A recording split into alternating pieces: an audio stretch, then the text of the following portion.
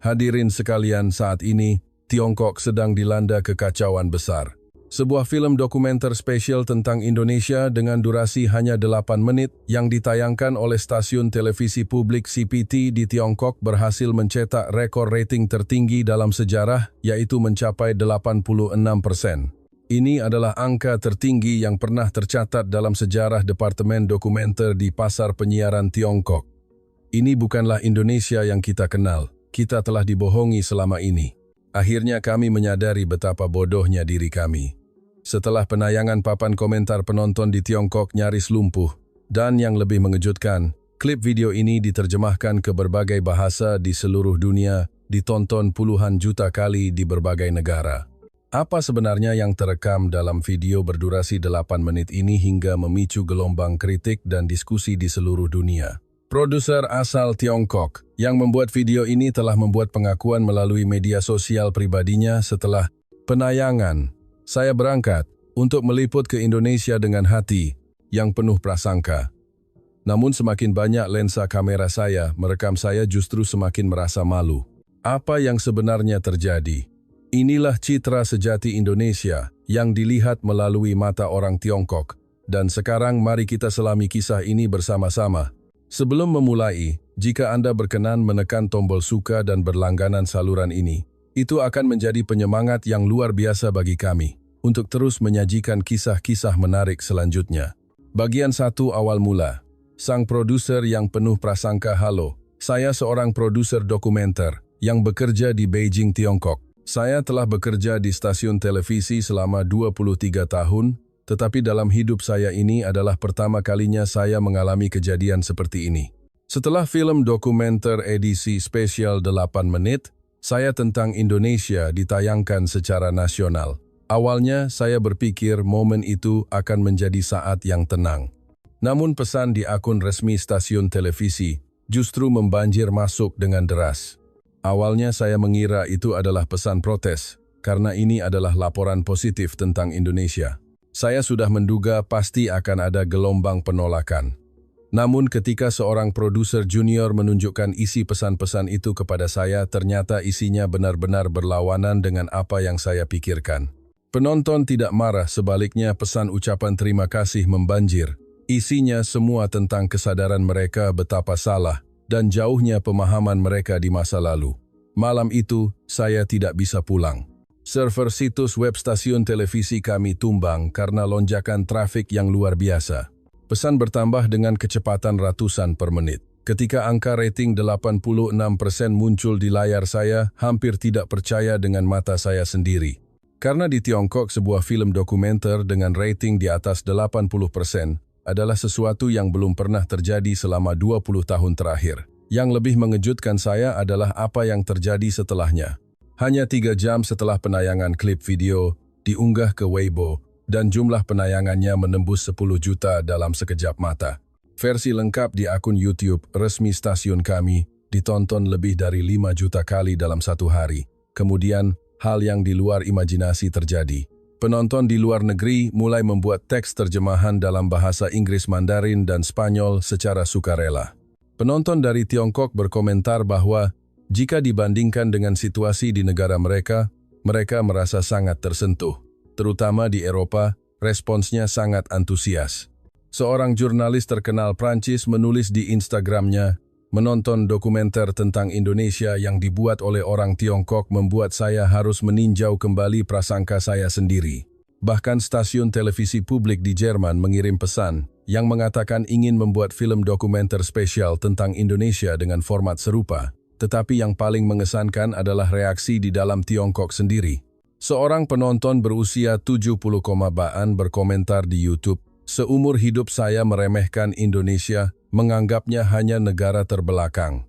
Tetapi setelah menonton acara ini saya sangat malu, sampai tidak bisa tidur berhari-hari. Terima kasih telah membuat saya mengetahui kebenarannya. Tahun depan saya pasti akan berlibur ke Indonesia. Di toko-toko buku di Beijing, buku-buku tentang Indonesia laris manis hingga kehabisan stok. Situs web kursus bahasa Indonesia melaporkan bahwa pendaftar berusia 60 tahun ke atas meningkat 3 kali lipat. Agen-agen perjalanan kebanjiran pesanan paket wisata ke seluruh Indonesia hingga penuh. Dan yang paling mengejutkan adalah reaksi dari stasiun televisi pesaing. Dalam 2 minggu saluran pesaing menayangkan cuplikan acara serupa. Saluran lain menjadwalkan serial khusus tentang Indonesia. Video 8 menit yang saya buat telah mengubah lanskap penyiaran Tiongkok secara total. Tetapi di dalam hati saya tahu betul bahwa semua ini bukan kebetulan. Sebelum membuat video ini, saya seperti orang lain dipenuhi dengan prasangka terhadap Indonesia dan menolak untuk melihat kenyataan. Alasan saya berubah hanya satu, saya pergi ke sana sendiri dan melihatnya dengan mata kepala saya sendiri. Pengalaman itu mengubah hidup saya dan hasilnya mengguncang seluruh Tiongkok. Bagian 2 rencana awal untuk mengungkap keterbelakangan. Sebenarnya ketika saya merencanakan film dokumenter ini, niat saya sangat berbeda. Terus terang saya ingin mengungkap kondisi sebenarnya dari Indonesia. Belakangan ini di Tiongkok saya terlalu sering mendengar hal-hal baik tentang pariwisata dan makanan Indonesia sampai-sampai saya merasa tidak setuju. Saya masih ingat suasana di ruang rapat stasiun televisi saat saya mempresentasikan proyek ini. Saya berkata dengan percaya diri, saya akan menunjukkan wajah asli Indonesia, bukan citra indah yang dipoles oleh media. Saya akan pergi merekam gedung-gedung tua, lalu lintas yang semrawut dan kondisi sebenarnya. Atasan saya menyuruh saya untuk berhati-hati, tetapi kata-kata itu justru semakin memacu saya. Ketika saya membentuk tim saya, sengaja memilih orang-orang yang belum pernah ke Indonesia dengan alasan agar memiliki observasi yang netral dan tidak bias. Namun kenyataannya saya mengumpulkan orang-orang yang sepemikiran dengan saya. Baik sinematografer maupun penulis naskah adalah orang-orang yang memiliki pandangan negatif terhadap Indonesia. Malam sebelum keberangkatan, saya merencanakan liputan dengan senyum sinis. Saya sudah memutuskan di mana akan syuting dan apa yang akan direkam. Pasar malam yang padat, warung kaki lima yang terlihat tidak bersih, orang-orang yang tidak tertib.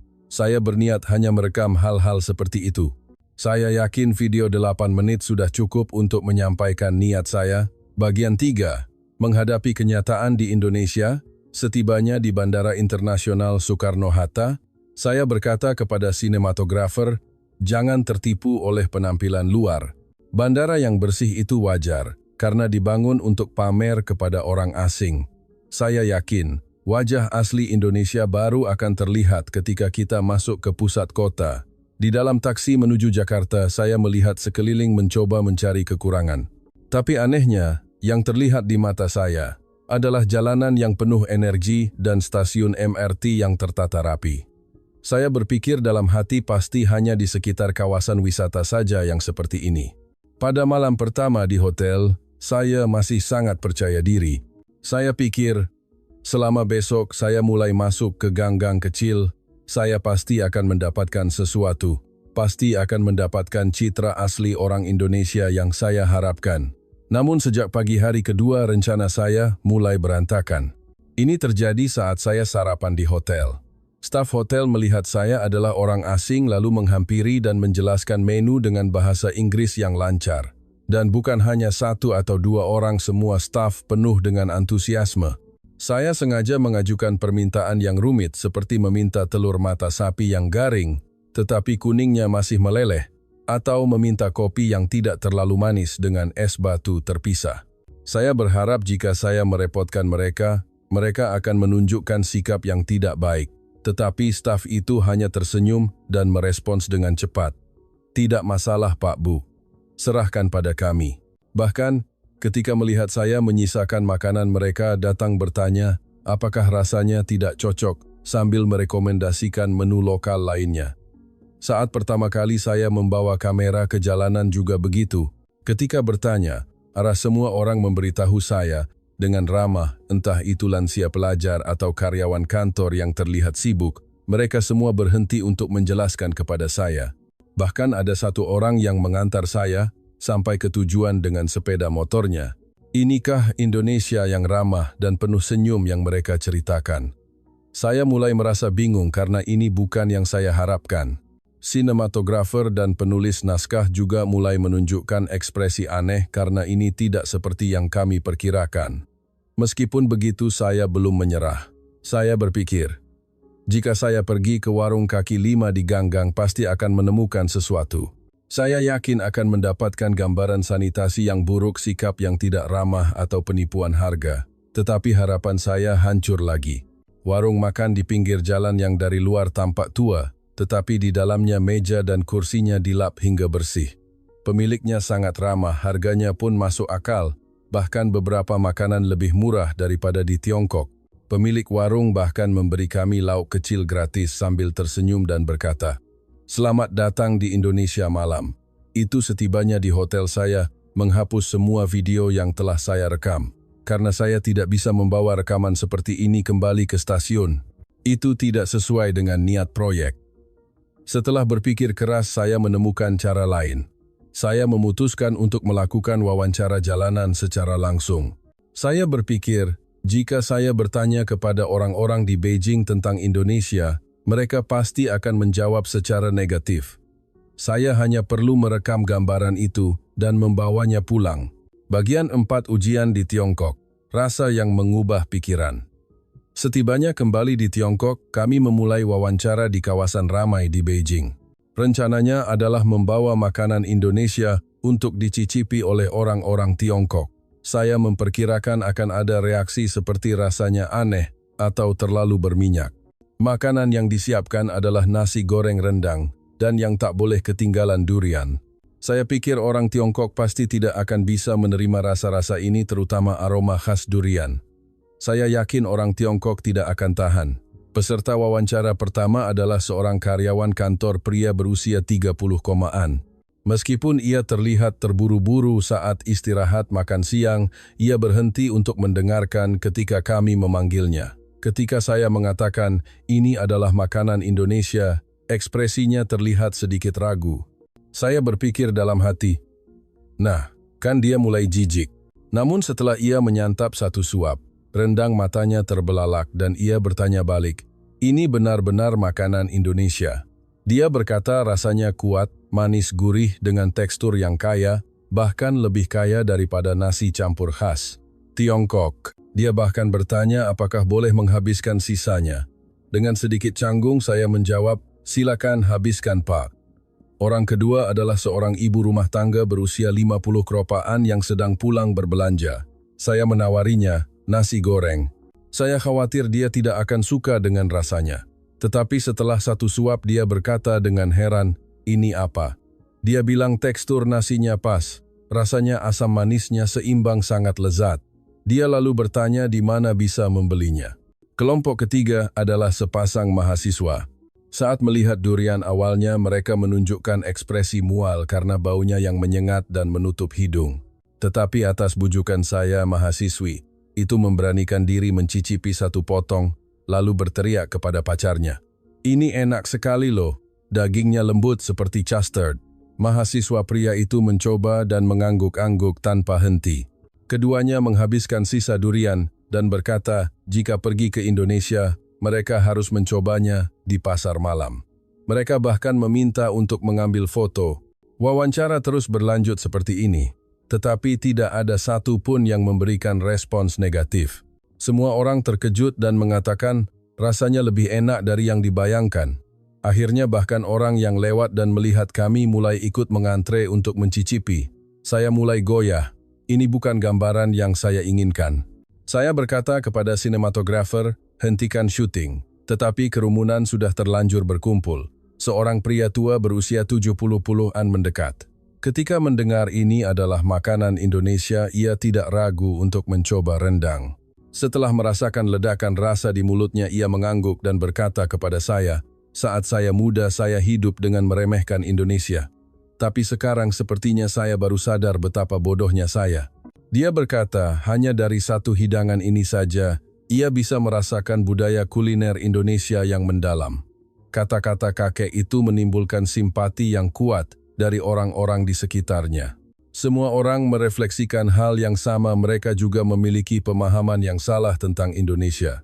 Setelah mencobanya langsung ternyata sangat lezat. Kenapa tidak tahu lebih cepat ya? Pada saat itu saya sadar, yang penuh prasangka bukanlah Indonesia tetapi kami sendiri. Saya merasa sakit hati menyadari betapa salahnya video yang ingin saya buat. Tetapi syuting sudah dimulai, anggaran sudah terpakai. Saya harus membawa sesuatu kembali ke stasiun. Bagian 5. Uji produk kualitas di luar dugaan. Setelah berpikir keras, saya memutuskan untuk mencoba cara lain membawa produk dari Indonesia. Dan berpura-pura itu adalah produk Tiongkok untuk diuji. Saya pikir kali ini pasti ada reaksi bahwa produk Tiongkok lebih baik. Ini adalah harapan terakhir saya. Syuting berikutnya adalah blind test dengan produk perawatan kulit skincare dari Indonesia dan Tiongkok yang diberikan kepada masyarakat. Saya yakin mereka pasti akan menyukai produk Tiongkok. Produk yang disiapkan adalah satu set perawatan kulit dari merek dermatologi terkenal di Indonesia dan merek kelas atas dari Tiongkok dengan tingkat harga yang disesuaikan agar adil. Peserta pertama adalah seorang wanita berusia 40-an. Dia mengatakan biasanya sangat tertarik dengan kosmetik dan langsung setuju. Setelah mencoba kedua produk secara bergantian, dia menunjukkan ekspresi berpikir, lalu menunjuk ke produk Indonesia. Serum yang ini lebih cepat meresap ke kulit dan sepertinya efek melembabkannya lebih baik ya. Dalam hati saya merasa lega berpikir dia pasti akan memilih produk Tiongkok. Namun saya salah besar. Merek yang dia pilih ternyata adalah produk dari Indonesia. Ketika mereknya diungkap, dia sangat terkejut dan berkata, "Saya tidak tahu kalau teknologi kecantikan Indonesia sebagus ini." Dia langsung bertanya di mana bisa membelinya. Peserta kedua juga sama, seorang mahasiswi berusia 20-an. Meskipun merendah dengan mengatakan tidak terlalu paham soal skincare, setelah mencoba dia berkata merasakan perbedaan yang jelas. Dan pada akhirnya dia memilih produk Indonesia. Orang ketiga, orang keempat hasilnya sama. Dari 10 orang, 8 diantaranya memilih produk dari Indonesia. Setiap kali merek diungkap, orang-orang terkejut. Beberapa bahkan menunjukkan ekspresi tidak percaya. Saya berpikir, mungkin ini hanya masalah skincare. Jadi saya menyiapkan produk lain, peralatan elektronik, perlengkapan rumah tangga, bahkan beberapa jenis mie instan. Tetapi hasilnya tetap sama. Yang paling mengesankan adalah tes mie instan. Tiongkok adalah negara yang bangga sebagai rajanya mie instan. Saya pikir mereka pasti akan memilih produk Tiongkok. Tetapi orang yang mencicipi justru mengatakan bahwa mie instan dari Indonesia seperti rasa soto ayam atau mie yang memiliki potongan daging asli di dalam bungkusnya terasa lebih lezat dan mewah. Seorang pria berusia 60-an berkata, "Seumur hidup saya hanya makan mie instan Master Kong dari Tiongkok. Sekarang saya baru sadar kalau saya ini katak dalam tempurung. Baru tahu mie Indonesia punya rasa yang mendalam dan ada daging aslinya seperti ini. Mulai sekarang saya harus membeli mie dari Indonesia." Yang lebih mengejutkan adalah komentar tentang desain. Banyak reaksi yang menyatakan bahwa produk kreatif Indonesia memiliki desain yang lebih hangat dan inovatif daripada produk Tiongkok. Terutama di kalangan generasi muda, pujian ini sangat jelas. Seorang mahasiswa desain menganalisis produk Indonesia memiliki kehangatan manusiawi dan kreativitas yang unik. Sementara produk Tiongkok, meskipun rapi, sepertinya sedikit kurang memiliki jiwa. Mendengar kata-kata itu, hati saya mencelos. Saya merasa bahwa keyakinan saya selama ini bahwa Tiongkok adalah yang terbaik mungkin sebenarnya hanyalah ilusi. Dalam perjalanan pulang dari syuting, sinematografer bertanya kepada saya, "Pak, bagaimana kita akan mengeditnya?" Hasilnya benar-benar berlawanan dengan niat awal. Saya sendiri kehabisan akal. Tetapi pada saat yang sama, muncul perasaan aneh. Jika ini adalah kebenaran, apakah benar jika saya menyembunyikannya? Jiwa seorang jurnalis mulai muncul perlahan-lahan. Bagian 6. Mencari kebenaran dari mereka yang pernah mengalaminya. Malam itu saya tidak bisa tidur. Saya menonton ulang video yang telah direkam sampai saat ini. Setiap gambar menghancurkan prasangka saya. Saya bingung harus berbuat apa. Akhirnya saya mengambil kesimpulan. Untuk yang terakhir kalinya, saya akan mewawancarai orang-orang yang benar-benar pernah ke Indonesia. Saya ingin mendengar pengalaman mereka. Mungkin saya akan menemukan petunjuk. Saya turun ke jalanan Beijing lagi. Kali ini saya sengaja hanya memilih orang yang memiliki pengalaman berwisata ke Indonesia. Saya berharap jika ini pengalaman nyata, pasti ada beberapa cerita negatif. Saya bertanya kepada pejalan kaki, "Apakah Anda pernah ke Indonesia?" Jawabannya, Orang yang pernah ke sana lebih banyak dari yang saya kira. Saya bisa merasakan bahwa dalam beberapa tahun terakhir, jumlah orang yang berlibur ke Indonesia meningkat pesat. Narasumber pertama adalah seorang karyawati berusia 30-an. Dia berkata, tahun lalu pergi ke Jakarta bersama teman-temannya.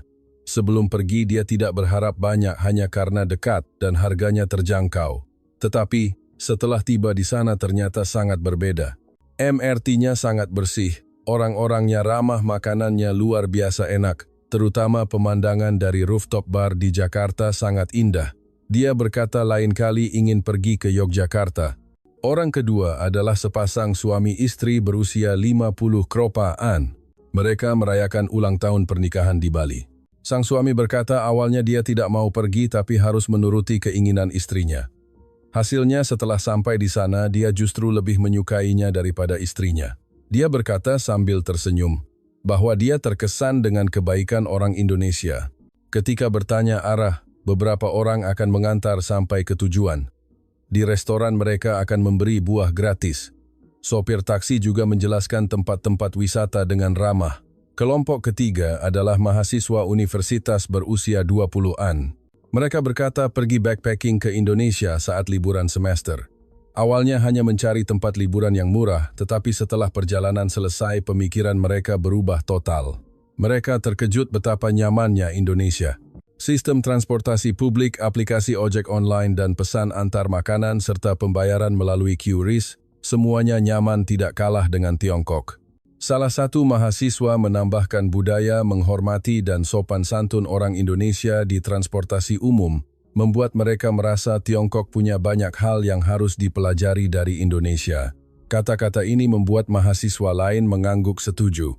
Orang keempat adalah seorang nenek berusia 70-an. Dia berkata pergi ke Indonesia sendirian. Awalnya sangat khawatir karena usianya, tetapi orang Indonesia sangat ramah dan selalu membantunya. Di KRL, orang langsung memberikan tempat duduk. Di restoran, staf menjelaskan menu dengan detail.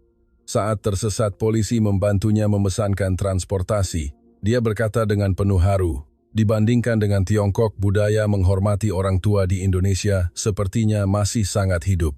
Orang kelima adalah seorang pengusaha berusia 40-an yang sering bepergian untuk urusan pekerjaan terutama di sekitar kawasan industri di timur Jakarta seperti Cikarang. Awalnya pergi karena tuntutan pekerjaan, tapi sekarang dia sangat menikmati perjalanannya ke Indonesia. Dia terkesan dengan energi dan tekad industri di Indonesia dan menilai bahwa dibandingkan dengan kekakuan perusahaan besar di Tiongkok, bisnis di Indonesia lebih fleksibel dan kreatif. Ada banyak hal yang harus dipelajari Tiongkok.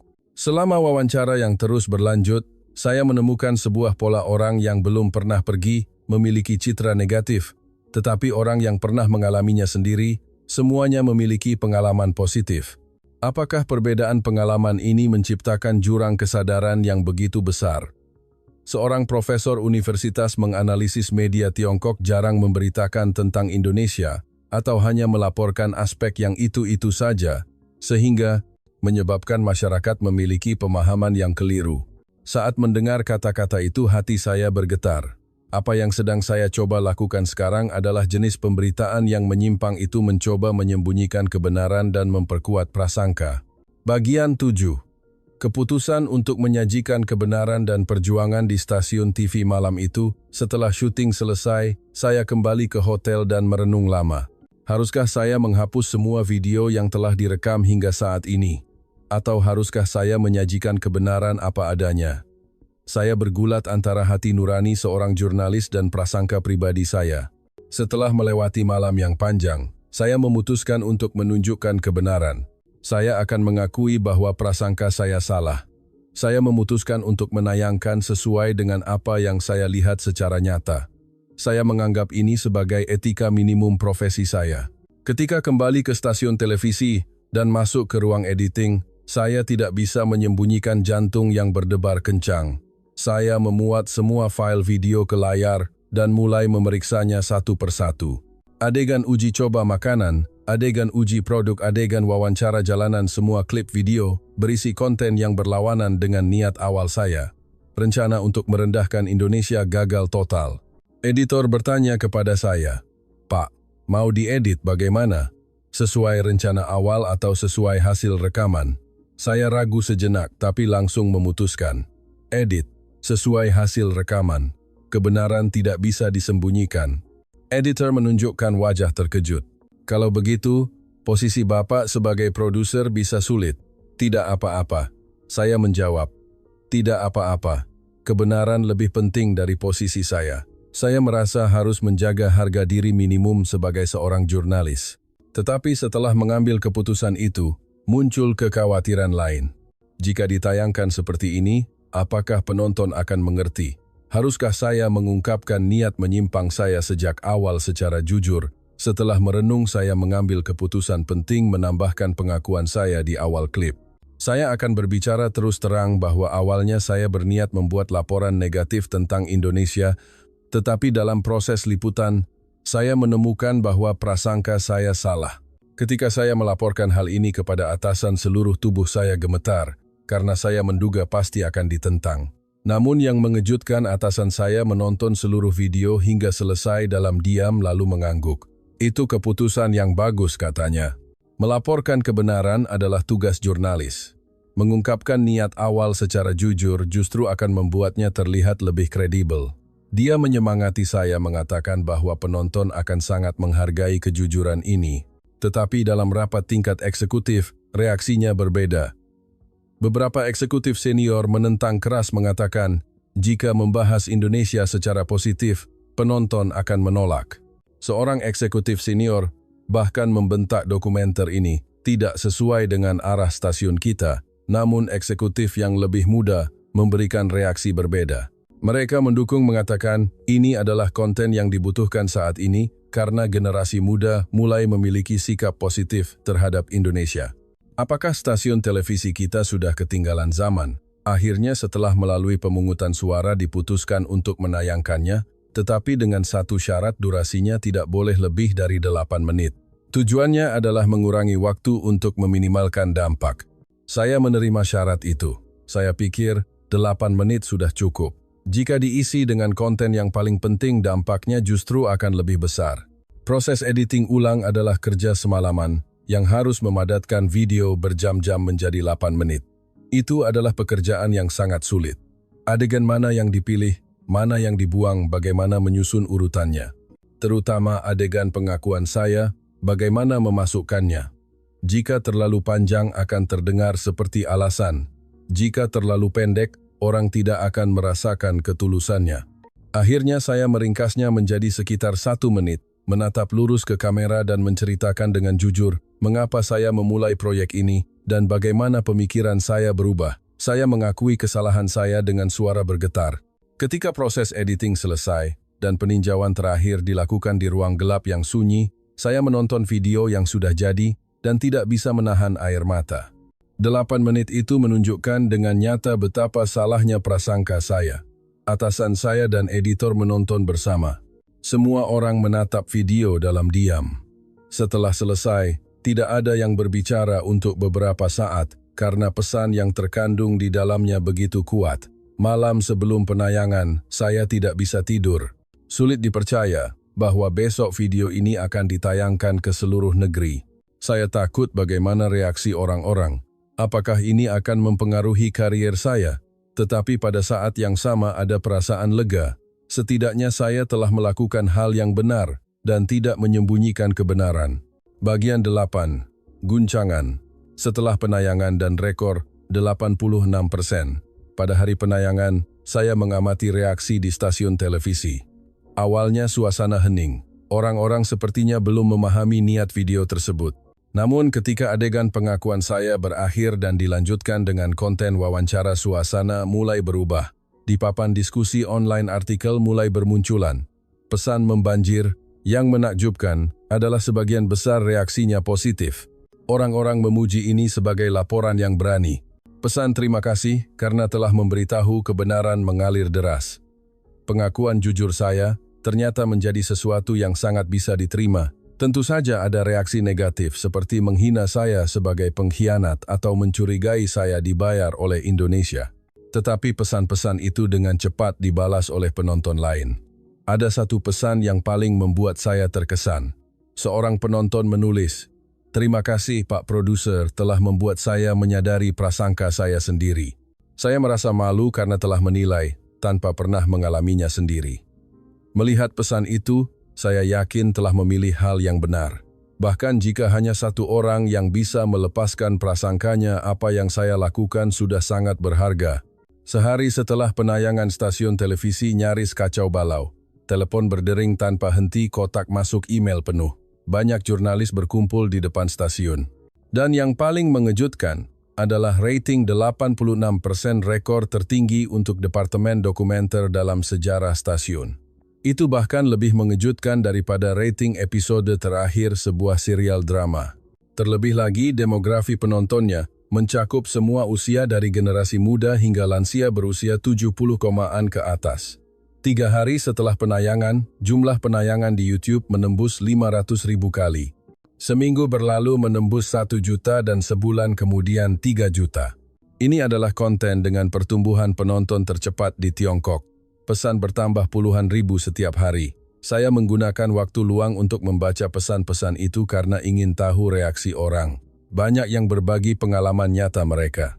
Mereka yang pernah ke sana mengatakan merasa terhubung dengan kata-kata saya. Mereka yang belum pernah mengatakan kali ini harus pergi melihatnya, terutama reaksi dari para orang tua. Seorang penonton berusia 70-an menulis, "Seumur hidup saya meremehkan Indonesia. Setelah menonton acara ini saya baru sadar betapa bodohnya saya."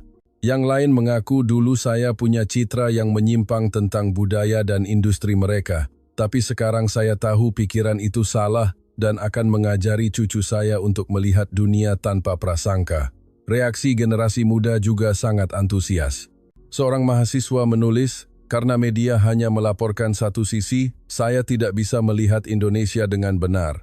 Mulai sekarang saya ingin mencoba merasakannya sendiri." Dampak dari penayangan ini menyebar ke seluruh masyarakat Tiongkok. Di toko-toko buku-buku tentang Indonesia menjadi bestseller.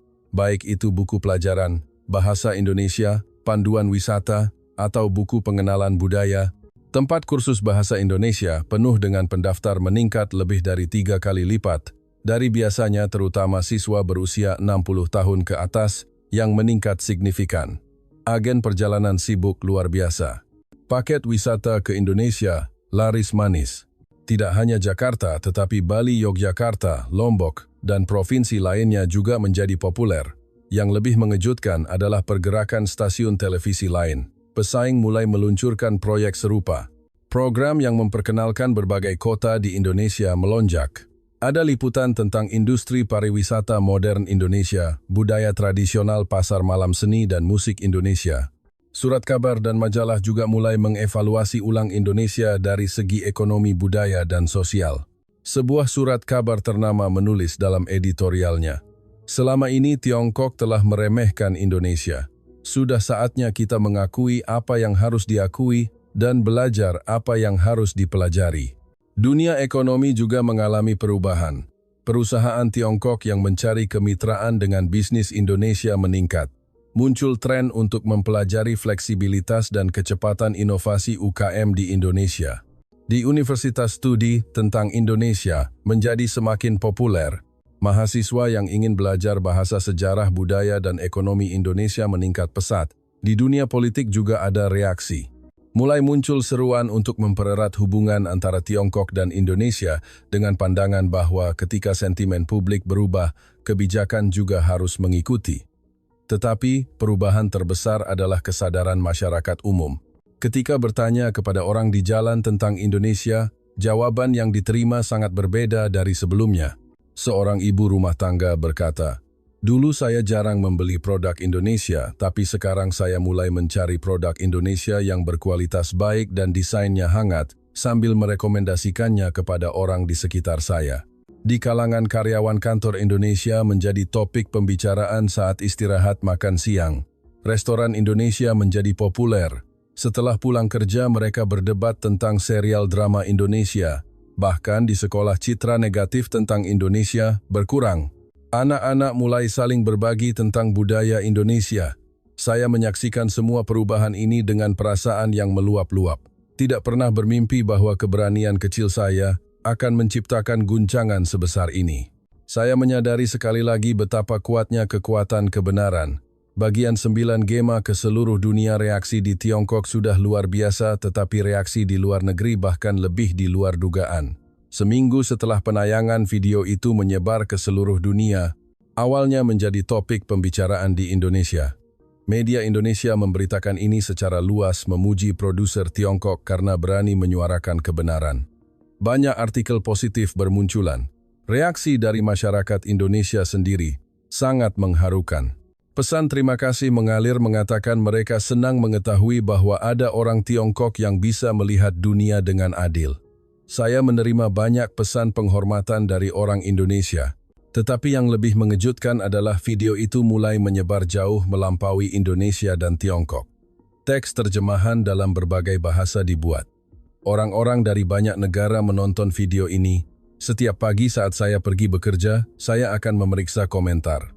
Ada bahasa Inggris, Spanyol, Prancis, Jerman, Arab, dan banyak lagi. Saya menggunakan perangkat lunak terjemahan untuk membacanya satu persatu.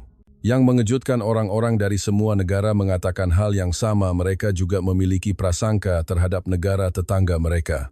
Tetapi setelah menonton video saya, mereka jadi berefleksi. Seorang penonton Eropa menulis, "Saya orang Jerman yang berprasangka terhadap Prancis. Tapi setelah menonton video Anda, saya memutuskan harus pergi merasakan kebenarannya sendiri."